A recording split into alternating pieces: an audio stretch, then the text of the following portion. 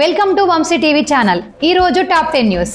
బిహార్లో కూలిన 17 వంతెనలు, 16 మంది ఇంజనీర్లపై వేటు.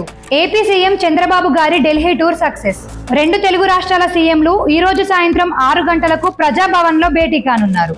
అస్సాంలో వరద బీభత్సం, 52కు చేరిన మృతుల సంఖ్య. 2 షిఫ్ట్లతో ఆగస్టు 11న నీట్ పీజీ పరీక్ష.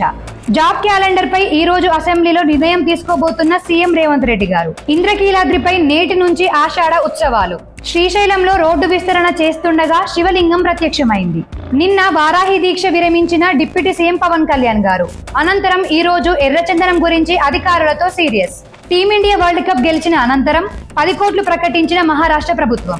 ఈ రోజు టాప్ 10 న్యూస్ చూశారు కదా. మరిన్ని అప్డేట్స్ కోసం చూస్తూనే ఉండండి మీ వంశీ టీవీ ఛానల్.